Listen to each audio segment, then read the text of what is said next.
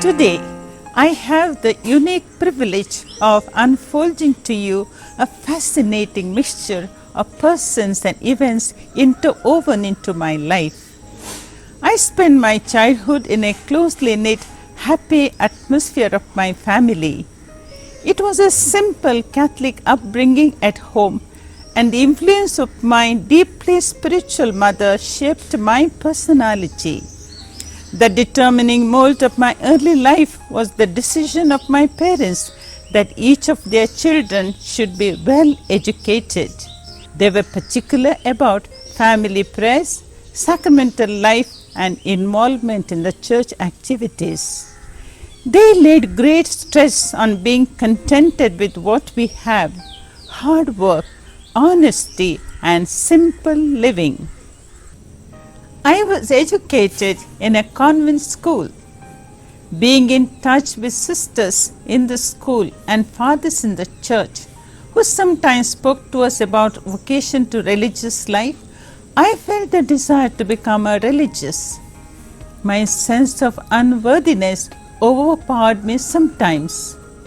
Am I meant to be a religious? Will I survive in the convent? Doubt, anguish and fear would cloud my mind. At the end of the daily rosary, a prayer for vocation was said in my house. I always wished that the Lord would free me from all uncertainties and enable me to make a decision. As vocation is so very sacred, I kept the desire in my heart. Time passed, and destiny brought me in contact with Father Gilbert Gonsalves, whose association with the Sisters of Charity had a far-reaching effect on me. He was my mainstay during the most crucial days of my life. Opening my heart and mind to him, I sought his guidance. He helped me to see that vocation to religious life is not what I would like to do or what I want to be, but it is a self-offering to God. It is a life given to God for His service. The voice of the Lord became louder and firmer. I want you. You are mine. My father had a dream of making me a lawyer. I had the world's best father, I should say. Occasionally, I would come home with a word of appreciation from fathers or sisters for having done well in something. Mother would enjoy listening to me, but my father never. If I heard anything about religious life, I would repeat it at home, but my father was always silent and grim. To take out the issue of joining the convent, I was frightened to death. I took my mother into confidence and made her communicate my desire to my father. Sure and certain, he opposed the idea. Objections came from my relatives. With the notion of higher education, finding an eligible bachelor, and better prospects in life, they tried to change my mind. My friends highlighted my beauty, intelligence, and smartness to dissuade me from my intent. But on my part, there was no turning back. Struggle continued within. Having spoken about it to the principal of the college, she agreed to intervene to convince my father. A father's tears and fears are unseen. His love is unexpressed, but his care and protection remains as a pillar of strength throughout our lives. My father burst into tears. I could not hold back my tears either.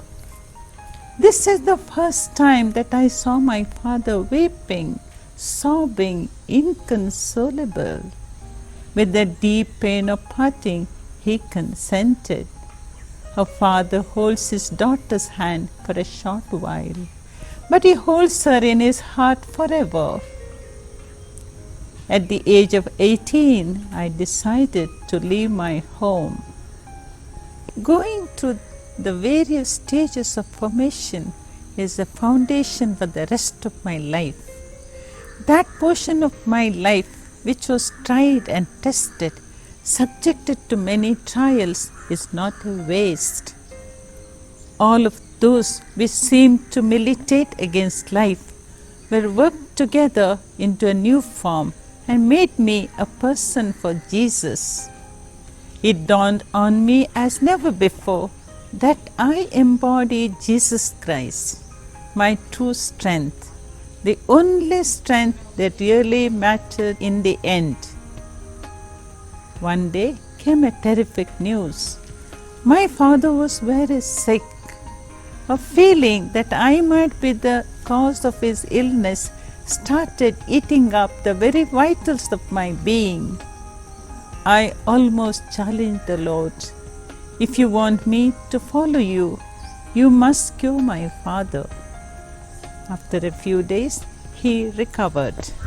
As a junior sister, I did my degree in a prestigious college. At the end of my studies there, the university declared me as the best student of economics, and at the convocation, I was awarded a citation and a gold medal. I was offered a scholarship for my post-graduation, and if I did well, I could do my PhD. Meanwhile, I had applied for my B.Ed as per the direction of my provincial superior. The registrar of the university reminded me once again that I have a scholarship for my post-graduation. I conveyed to him my decision of pursuing the B.Ed course and not applying for the scholarship. The then registrar said, "It is madness losing such a good opportunity." It was a moment of crisis, yet of interrogation, a moment of searching and looking within. It took me about a minute to collect my thoughts about the grace that had been suddenly planted in my soul. I said no and continued my B.Ed in obedience. I never regretted my decision. When I began teaching in the high school, I was deputed to a course at the Regional Institute of English. At the end of 3 months, based on the performance, the trainees were placed in different grades. I was the topper. I was told if I was willing, I could sign a bond and go for higher studies on a scholarship to London. On my return, after 5 years of study, I should work for that institution. Well, a post-graduation degree from a well-known foreign university is a covetable intellectual achievement. The director talking to me wanted an yes from me, but I remained silent. It took time for me to adjust the weak eyes of my spirit to his unaccustomed light, and during that moment, my whole life remained suspended on the edge of an abyss. The abyss was God. To follow the Lord, I was ready to forego any opportunity. Down the years, my strength and energy have been coming from prayer, community life, and vowed life lived joyfully. Mine is an undiluted, lifelong focus on the will of God and the mission that is born of it. All this does not mean that I have no difficulties. Today, life is a testing ground. Challenges are numerous, and at times they come in quick succession. The risks involved are great and constant, but there is a sense of purpose, direction, and determination to pursue the goals and overcome all obstacles as the original vision remains clear. Fascination to the person of Christ is always intense. I gratefully appreciate my vocation more than ever. I am so happy that nothing else can make me happier. I am deeply grateful to my superiors for the confidence reposed in me and for the opportunities they offered me to serve the Lord and to be at the service of the young. Saint Bartholomew founded our congregation in 1832 at Lovere in Italy. She was chosen by God to shine brilliantly over the moral and social ruins wrought at the beginning of the 18th century by the inroads of French Revolution and corrupting influence of Jansenism. Our charism, the charity of the Redeemer.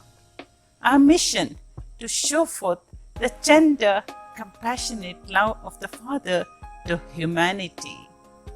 At present, we are involved in the apostolate of education, health ministry, socio-pastoral care and emerging needs in 20 countries of the world.